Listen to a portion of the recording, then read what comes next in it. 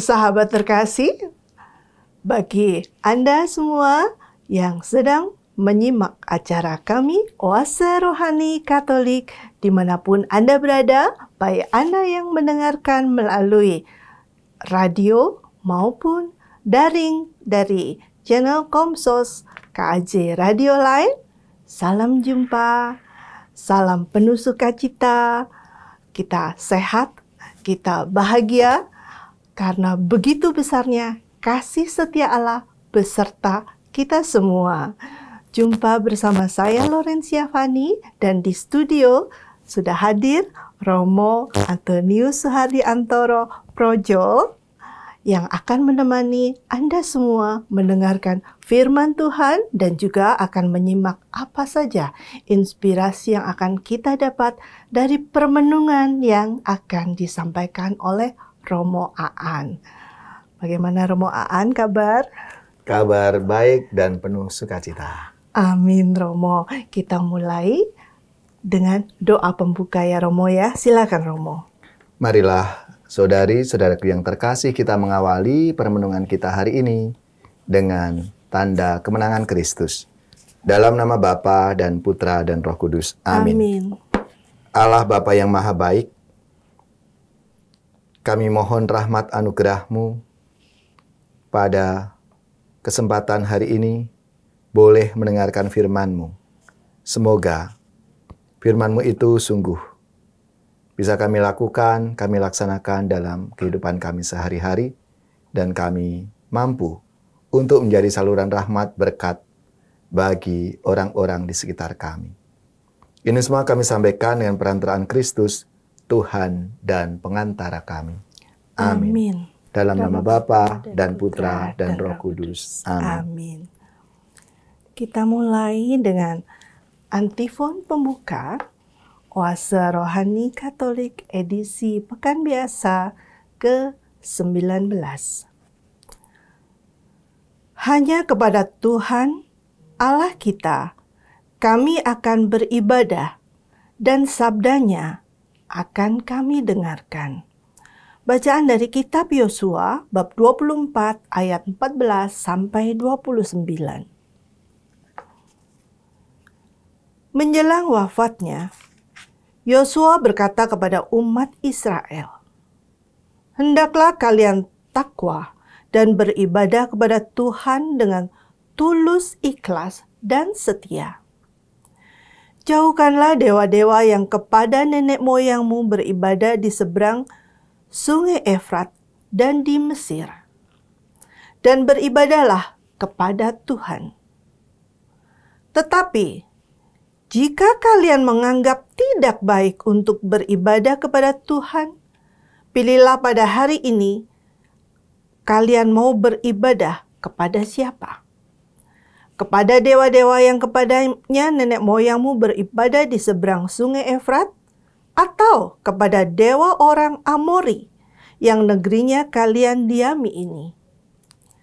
Tetapi aku dan seisi rumahku, kami akan beribadah kepada Tuhan." Maka bangsa itu menjawab, "Jauhlah daripada kami meninggalkan Tuhan untuk beribadah kepada Allah lain. Sebab Tuhan Allah kita, Dialah yang telah menuntun kita dan nenek moyang kita dari tanah Mesir, dari rumah perbudakan.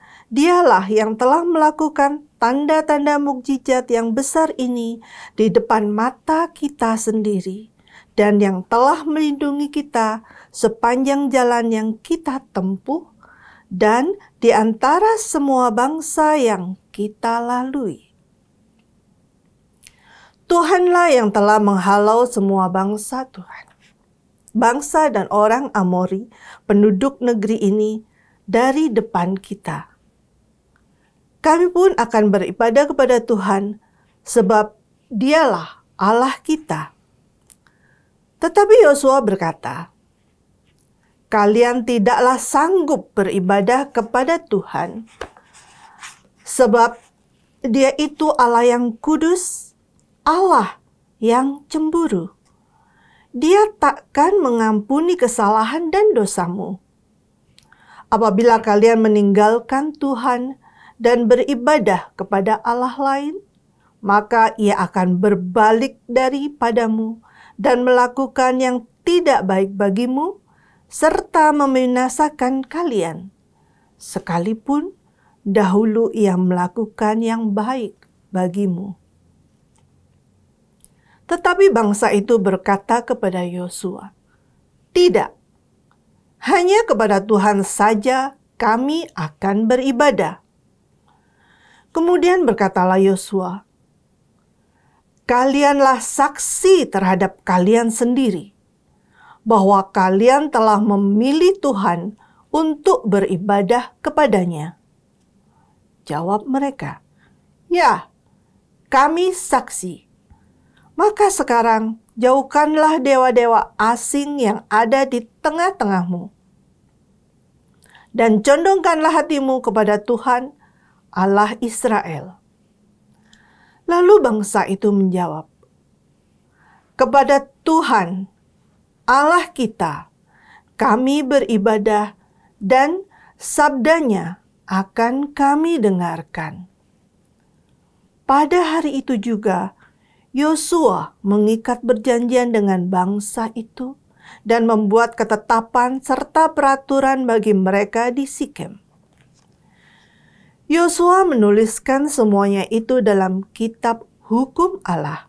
Lalu ia mengambil batu besar dan mendirikannya di sana, di bawah pohon besar, di tempat kudus Tuhan.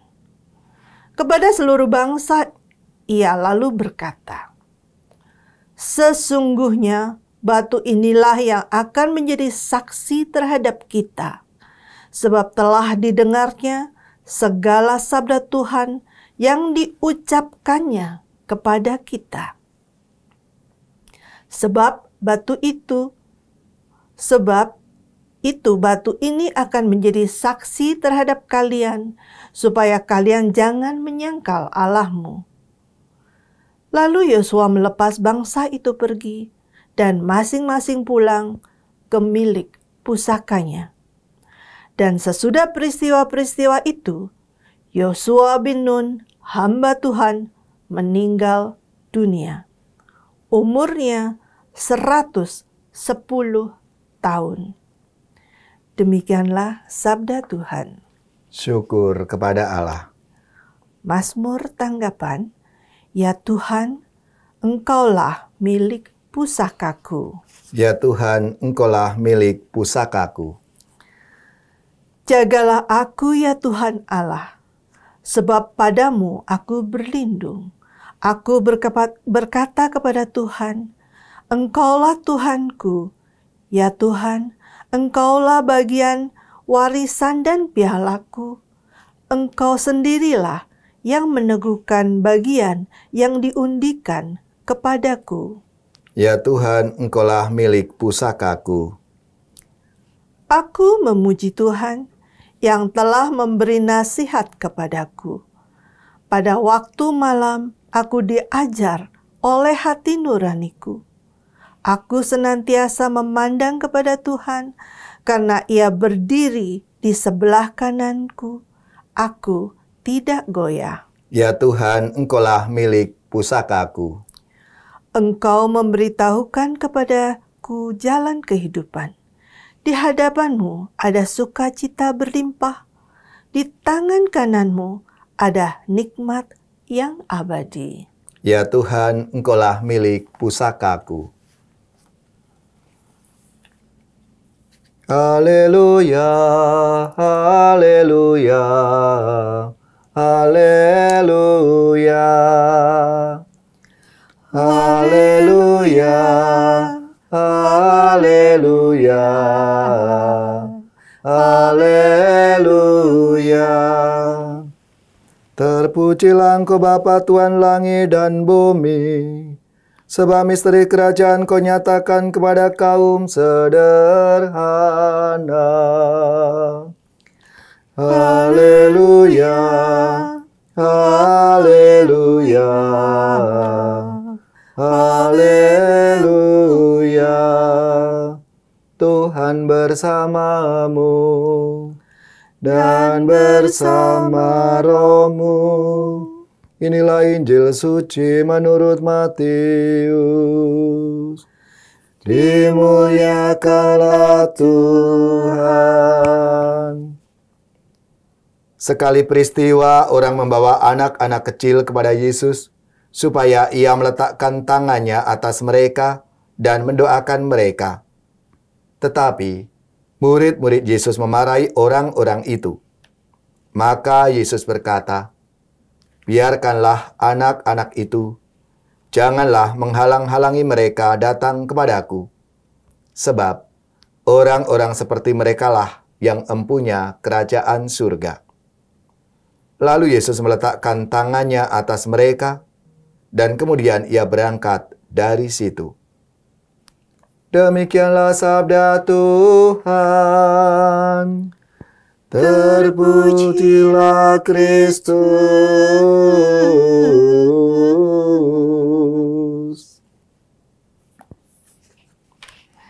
Sahabat Oase Rohani Katolik yang dikasihi Tuhan, kita telah mendengarkan firman Tuhan.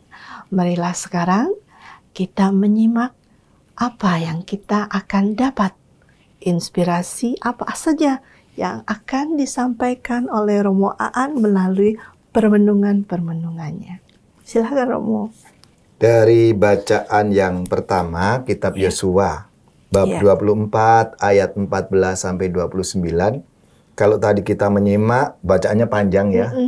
Bacaannya panjang, tapi garis besarnya, kitab Yosua ini mau menyampaikan sebelum wafat, Yosua itu berpesan kepada umat Israel agar mereka tetap setia beribadah kepada Allah. Allah yang menyelamatkan. Karena Allah yang membawa mereka keluar dari Mesir. Jadi pesan Yosua supaya setia, jangan menyembah yang lain. Jangan berpaling kepada dewa-dewa asing, hanya kepada Tuhanlah mereka harus berbakti dan menyembah. Jadi itu pesan yang disampaikan oleh Yosua kepada umat Israel sebelum Yosua itu wafat atau meninggal. Itu inti dari bacaan hari ini.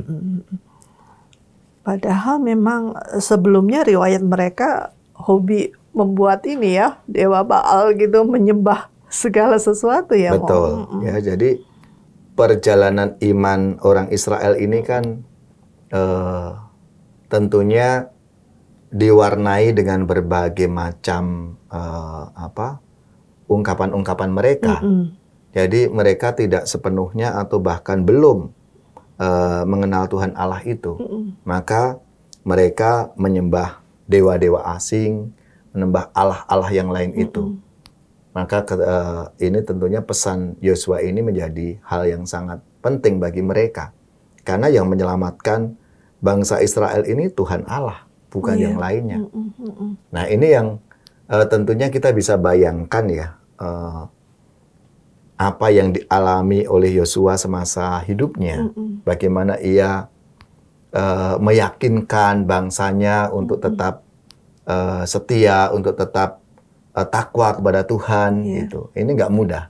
Karena tentunya pasti dinamika yang dialami umat Israel saat itu tidak semuanya itu baik-baik saja. Gitu. Ya, jadi itu pun kalau kita terapkan dalam hidup sehari-hari kita pun juga nggak mudah ketika mungkin kita menghadapi persoalan yang berat.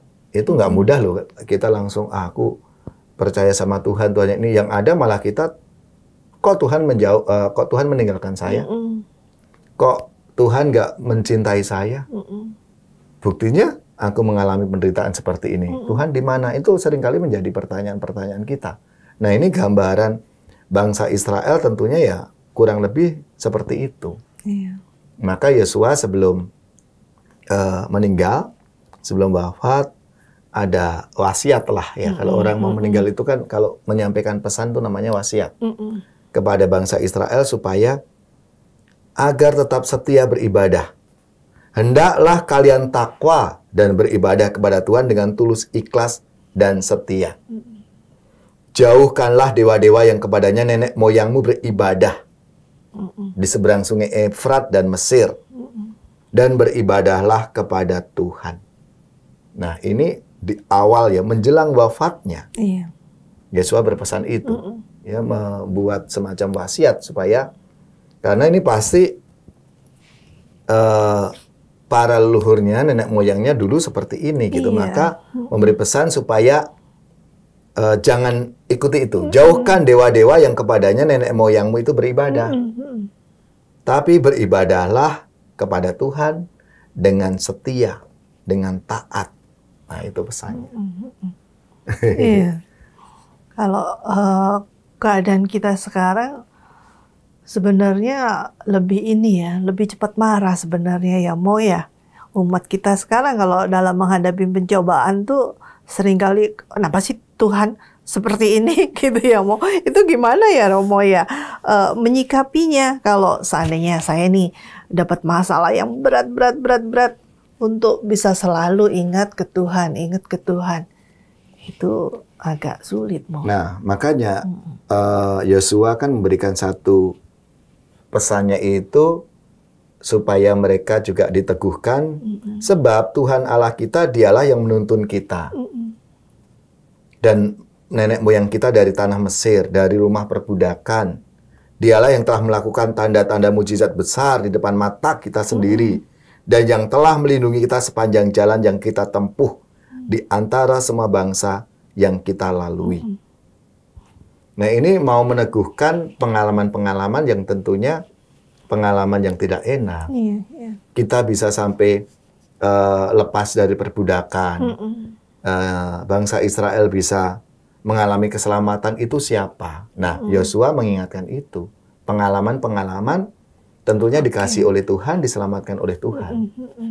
Nah, ini yang harus menjadi pegangan bagi bangsa Israel. Dan tentunya kalau kontekstual kita saat ini ya harus menjadi pegangan kita, bahwa kalau kita sampai saat ini bisa hidup, kita bisa bertahan sampai saat ini, meskipun mungkin tentunya nggak lepas dari persoalan-persoalan. Ya, yang tadi diungkapkan Bu Fani tadi, bahwa kok seperti ini Tuhan, jauh dari saya, dari keluargaku, dan lain sebagainya. Ini kan ya dinamika dalam kehidupan. Maka dibutuhkan apa? Perjuangan kita untuk bisa kita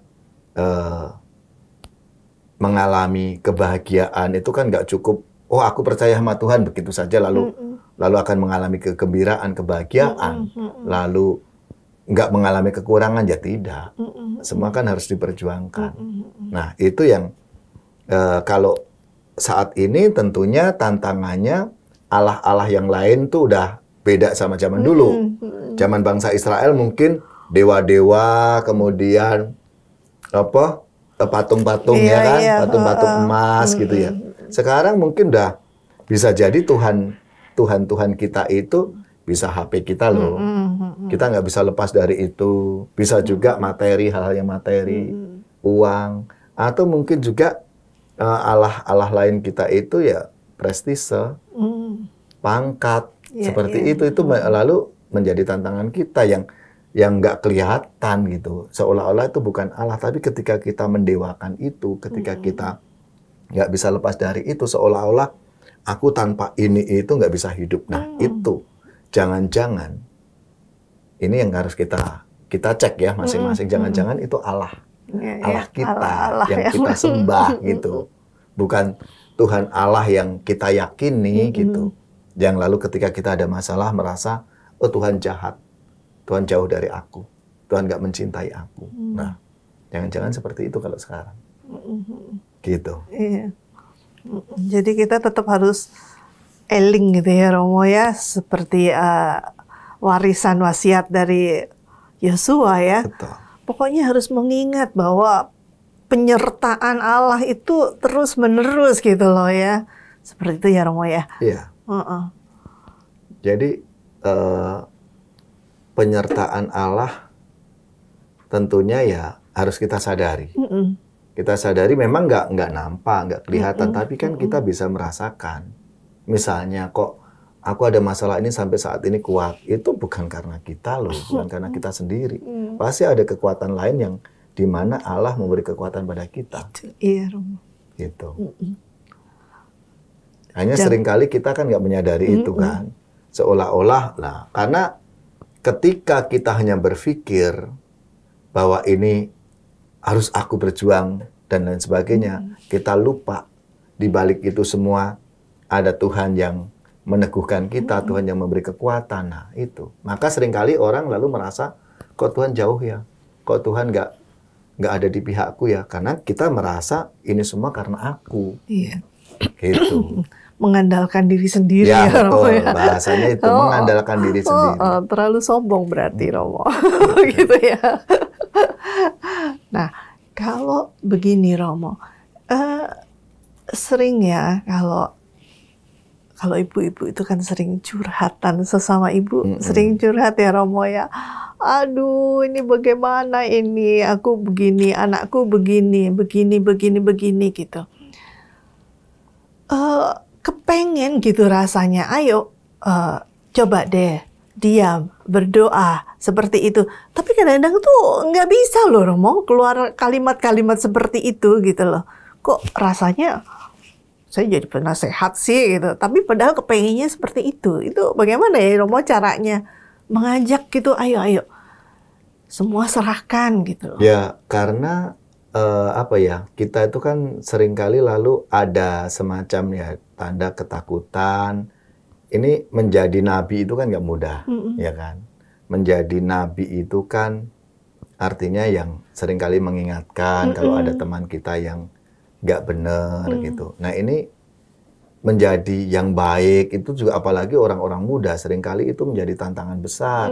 Karena apa, entar sok suci lo, dikatakan begitu aja udah langsung orang udah mundur gitu, udah enggak biarin aja kadang gitu kita. Padahal justru sebagai murid-murid Yesus ini kan kita diajak untuk menjadi pewarta-pewarta yang baik, memberi kesaksian gitu. Bahkan kadang ajakan itu sudah ya sebagai suatu bentuk kesaksian juga, kita ngajak yang baik loh ya, kan seperti itu. Atau kadang kita mengingatkan. Nah, itu maka Yosua tentunya ini sebagai semangat atau sikap kenabiannya. Dia berpesan kepada umat Israel agar tolong tetap setia kepada Allah, beribadahlah kepada Dia. Jangan kepada Allah yang lain. Nah, itu. Iya, harusnya kita bisa membiasakan itu ya, Romo ya. Padahal kita kan setiap habis merayakan Ekaristi itu diutus. Harusnya begitu. Tapi ya balik lagi. Pembiasaan ya, Romo? Ya. Atau gimana itu? Ya harus dibiasakan kita untuk ya menjadi pewarta ini kan nggak instan juga ya. Artinya kalau kita udah biasa hidup yang baik gitu kan tentunya kalau di rumah memang sih kita nggak harus banyak bicara, lewat kesaksian kita sajalah, sikap hidup kita, perbuatan-perbuatan kita itu kan anak-anak sudah lihat, sebetulnya harusnya seperti itu. Nah, baru ketika anak kok nggak ngelihat ya, nggak peka ya, nah barulah tugas kita untuk mengingatkan seperti itu, sehingga yang kita katakan ini yang kita lakukan gitu loh. Karena anak-anak sekarang kan kalau kita hanya ngomong tidak melakukan pasti akan dibantah. Betul. Gitu. Anak sekarang gitu loh. Kita break dulu ya, Romo ya. Sahabat Oasuran Rohani Katolik terkasih, kita break sejenak di sesi pertama ini. Jangan kemana-mana, tetap di tempat Anda. Kita jumpa lagi di sesi yang kedua.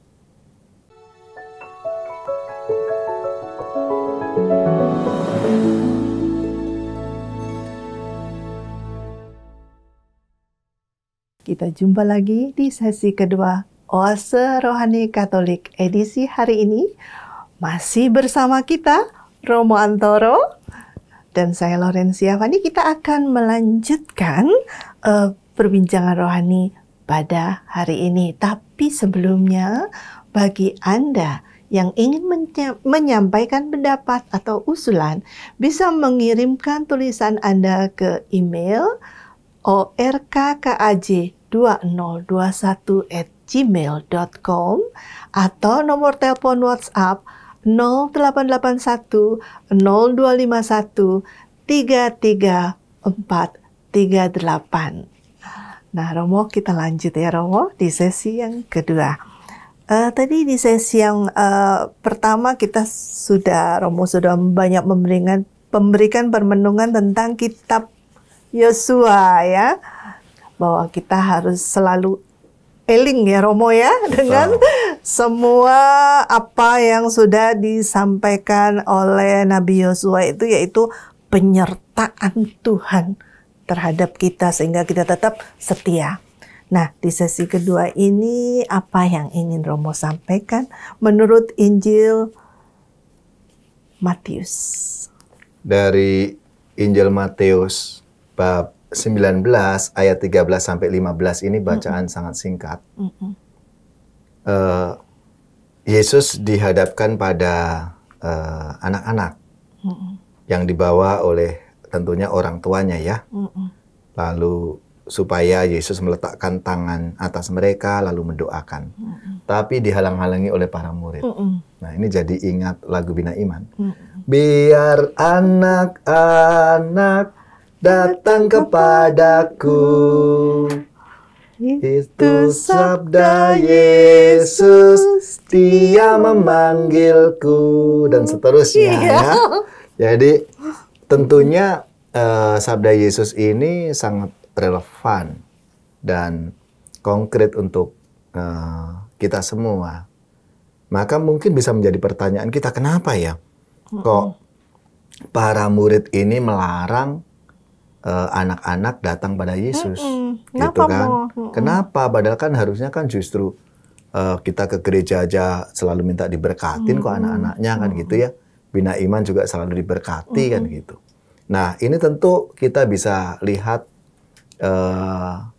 dalam konteks bangsa Israel. Itu kan yang namanya anak-anak, kaum perempuan itu tidak diperhitungkan. Ya, tidak diperhitungkan, sehingga ya mereka ini dianggap sebagai kelompok golongan orang berdosa. Ingat dalam sabda yang lain ketika Yesus membuat mukjizat menggandakan 5 roti, 2 ikan. Itu ada 5.000 orang, tidak termasuk wanita dan anak-anak. Iya. Nah, jadi wanita, anak-anak nggak dihitung. Karena itu kelompok orang berdosa. Tentunya para murid memarahi itu juga ini, nggak usah. Itu anak-anak itu orang berdosa, jangan. Nah, berarti alasannya bisa diterima dalam konteks itu, gitu. Tapi Yesus malah berkata, biarkan anak-anak itu, jangan menghalang-halangi mereka datang padaku, sebab orang-orang seperti itulah yang mempunyai kerajaan surga. Tentunya di sini Yesus mau membalikkan gitu, bahwa anak-anak ini justru mereka ini yang orang-orang yang bukan berdosa. Karena apa? Kepolosannya, anak-anak yang begitu sederhana, tidak pernah anak-anak itu benar-benar jujur. Gitu. Coba aja Ibu Fani, kalau nanti di rumah ya, ketemu sama anak-anak lalu ngomong gitu, seringkali nih orang tua nih, mama gitu ya, kadang gini, pesan sama anaknya yang kecil gitu. Nanti kalau mama ada yang nyari, jawab aja, mama nggak bisa diganggu, lagi ada acara. Gitu. Nah, pasti ketika ada tamu datang lalu menanyakan, mamamu ada nggak? Terus anak itu pasti akan jawab, kata mama, mama lagi ada acara, mama bilang gitu. Nah, itu kepolosan itu. Jadi anak-anak tuh nggak bisa diajak untuk berbohong. Gitu, mereka polos apa adanya, jujur. Itu maka Yesus memberikan satu gambaran bahwa orang-orang seperti inilah yang mempunyai kerajaan surga karena kepolosan, kesederhanaannya, dan tentunya bergantung. Anak-anak itu pasti bergantung, gitu. Dia nggak ini sendiri gitu, tapi bergantung. Maka seringkali anak-anak itu gampang kalau mengajarin sebetulnya, karena copy paste sebetulnya. Apa yang dilihat, apa yang diajarin dia akan tiruin. Nah, makanya sebetulnya ini kalau mau dikonkretkan, dikontekstualkan dalam hidup sehari-hari sebagai umat beriman Katolik, justru dari sinilah pembinaan iman anak-anak dimulai. Jadi anak-anak nggak boleh disendirikan, harus. Maka kalau kami ya di paroki Cikarang itu nggak ada bina iman di paroki. Karena seringkali bina iman di paroki itu kan selain yang bisa ikut, nggak semua umat bisa, karena mungkin terbatas ruangannya. Lalu pasti disendirikan, mereka ada bina iman, nyanyi-nyanyi, nggak ikut misa. Ya kan, jadi anak-anak nggak ngerti misa seperti apa. Karena seringkali orang, nanti aja lo Romo, kalau udah mau komuni pertama aja itu udah terlambat. Iya. Justru bagaimana anak-anak ini dibina sejak dini. Kami membiasakan bina iman ada di lingkungan. Silahkan, ini tanggung jawab lingkungan. Paroki hanya memfasilitasi guru-guru bina imannya. Silahkan siapa saja yang jadi guru-gurunya, termasuk orang tuanya, kita beri pembekalan. Kasih modul-modulnya nih. Silahkan untuk anak-anaknya dibina. Kalau di paroki datang ke gereja, anak-anaknya dibawa. Saya selalu menyampaikan gitu. Pada saat pembekalan baptis bayi pun saya juga mengatakan, Bapak Ibu jangan pernah merasa repot bawa anak ke gereja. Saya nggak akan marah anak-anak jalan ke sana kemari karena memang usianya segitu. Nggak mungkin akan duduk manis seperti kita 1 jam. Nggak bakalan. Ya, tapi justru di situ bagaimana kita membina iman anak-anak sejak dini. Mungkin ya pertama-tama agak susah, nggak apa-apa. Bawa minumannya, bawa makanannya, bawa mainannya, udah nggak apa-apa. Dah, nanti pasti akan lari ke sana, nggak apa-apa. Jangan dijewer, jangan dicubit. Malah nanti mengganggu yang lain. Biarkan, nanti pelan-pelan. Kan pasti ada anak-anak yang lain juga kan. Kok anak yang lain bisa duduk ya? Nah, di situ pembelajaran. Tuh ada temanmu. Dia duduk kayak itu ya. Mainannya taruh dulu. Kita ibadah, itu ibadah. Ada Romo di sana. Nah, itu pembinaan iman. Tanggung jawab keluarga, tanggung jawab orang tua. Gitu. Jadi kalau nunggu nanti, kalau mau komuni pertama ada pelajarannya udah terlambat. Justru harus sejak kecil ini supaya apa, dia tahu, oh kalau ke gereja itu memang berdoa bersama-sama, duduk. Ini saatnya duduk. Pelan-pelan saya rasa nanti anak-anak akan bertahap ya, bertahap sesuai dengan usianya, akan lalu udah bisa gitu. Sehingga nanti pada saatnya terima komuni, oh dia udah menghayati yang namanya Ekaristi itu gitu. Nah ini yang seringkali lupa. Makanya kenapa Yesus seolah-olah melawan keinginan para murid yang menghalang-halang itu. Dan biarkan adat saat itu ya. Dan biarkan anak-anak itu, jangan halang-halangi mereka. Nah itu. Ini penting. Ya, jadi anak-anak ini justru presentasikan ya bahwa inilah orang-orang yang punya kerajaan surga, yang padahal bagi bangsa Israel nggak dianggap anak-anak itu. Udah ini orang berdosa, kelompok orang berdosa, tapi enggak. Kita lihat dalam perjalanan Yesus berkarya. Anak-anak diberkati, dia bergaul dengan wanita yang dicap pendosa dan lain sebagainya. Itu kan Yesus hanya mau mempresentasikan bahwa Allah itu Maha Kasih, Allah itu Maha Pengampun, Allah itu menyayangi. Ya, tidak melihat gitu. Jenis maupun betul. gender. Nah, kalau nanti mau dikaitkan dengan bacaan pertama, kan itu wujud. Kalau tadi Yosua mengingatkan ya, supaya kamu beribadahlah kepada Tuhan Allahmu yang menyelamatkan, Allah yang mencintai kamu. Yesus juga mau menunjukkan itu. Anak-anak yang nggak dianggap ini Allah itu mencintai semua, bahkan yang nggak dianggap, anak-anak nggak dianggap, anak-anak dianggap sebagai orang berdosa, tidak. Biarkan. Justru anak-anak yang datang itu akan diberkati, disayangi oleh Yesus. Itu wujud kasih Allah kepada umatnya. Dan bacaan ini juga dilakukan sampai sekarang ya Romo ya, dengan para Romo kalau di akhir misa ya Romo ya, anak-anak ngantri untuk berkat. Walau di paroki itu paroki tertentu, tapi banyak paroki juga yang langsung ya. Langsung. Waktu komuni itu. Langsung saat kalau di paroki sekarang langsung saja udah ini bersama keluarga kok, dia kumpul sama keluarga gitu. Udah gitu supaya anak dari awal itu tadi memahami ibadah itu kayak gini, ibadah Katolik. Udah mulai pengenalan kan, kadang kan asing ini apa ya, apalagi kemarin pandemi. Yang biasanya dari rumah terus datang ke gereja kan juga asing kan, anak-anak bingung ini apa sih? Ada lilin, ada ini, ada itu. Kadang mau ikut naik ke panti imam ya nggak apa-apa, biarin aja. Udah duduk di situ, udah nggak apa-apa saya bilang. Udah jangan diiniin, ntar pelan-pelan aja. Gitu. Itu pembinaan iman. Iya, bener kena itu Romo. Romo, ada ini nggak apa pesan-pesan buat kita semua dari bacaan pertama maupun Injil ini ya, sebagai summary dan untuk pesan kita semua? Pesannya ya kita diajak sebetulnya untuk memahami dan juga tentunya menghayati Allah yang penuh kasih itu. Allah yang tetap menyertai kita, Allah yang ada pada kita itu. Ini yang harus kita sadari. Lalu bentuknya apa? Dari kesadaran kita itu, Yosua udah ngasih pesan, beribadahlah. Kamu bertakwalah, setialah pada Tuhan yang membebaskan kamu itu, Tuhan yang mencintai kamu itu. Dan Injil Matius semakin meneguhkan gitu, bahwa Allah itu sangat mencintai, maka dia biarkan anak-anak itu datang padaku, jangan halang-halangi. Meskipun mungkin kadang orang seperti para murid ini, nggak usah ini dan sebagainya, itu kan ya godaan-godaan kita. Tapi Yesus memberikan peneguhan, biarkan anak-anak itu datang padaku. Maka mari kita wujudkan. Untuk kesadaran bahwa Allah yang mencintai, Allah yang menyertai seluruh hidup kita itu. Kita ungkapkan dalam ibadah kita, setiap hari Minggu ke gereja, lalu setiap hari berdoa bersama dalam keluarga, atau mungkin pribadi-pribadi, untuk menyadari bahwa Allah yang begitu mencintai, mengasihi kita, gitu. Itu pesannya. Indah banget.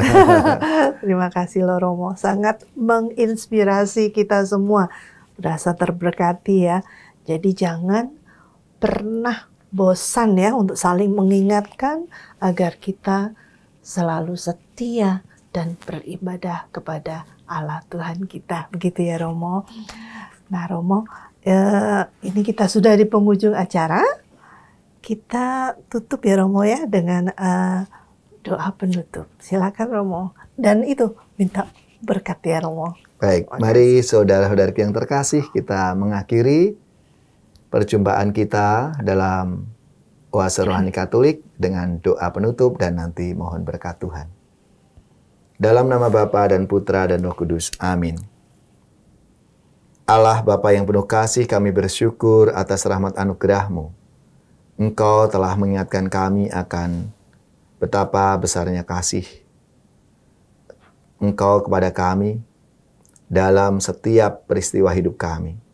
Ya Tuhan, semoga kami tetap setia, taat kepadamu, karena Engkau sendiri melalui sabdamu mengajak kami untuk datang. Biarkan anak-anak itu datang padaku, jangan halang-halangi mereka. Maka ya Tuhan, kami juga ingin menjadi saluran rahmat berkat bagi anak-anak kami, bagi saudara-saudari kami, supaya semua orang mengalami rahmat dan kasih-Mu. Ini semua kami sampaikan dengan perantaraan Kristus, Tuhan dan Juru Selamat kami. Amin. Sekarang kita siapkan hati kita untuk menerima berkat Tuhan dan tugas perutusan. Semoga saudari-saudara sekalian, keluarga-keluarga kita, komunitas kita, orang-orang yang kita doakan, seluruh tugas, belajar, pekerjaan, usaha serta karya pelayanan kita, dibimbing, dilindungi dan diberkati oleh Allah yang Maha Kuasa, Bapa dan Putra dan Roh Kudus. Amin. Terima kasih Romo Aan. Oke. Sampai di penghujung acara untuk Oase Rohani Katolik edisi hari ini. Terima kasih banyak kami sampaikan kepada Romo Aan dan saya Laurencia Fani. Pamit undur diri. Sampai jumpa di acara Oase Rohani Katolik berikutnya. Salam damai.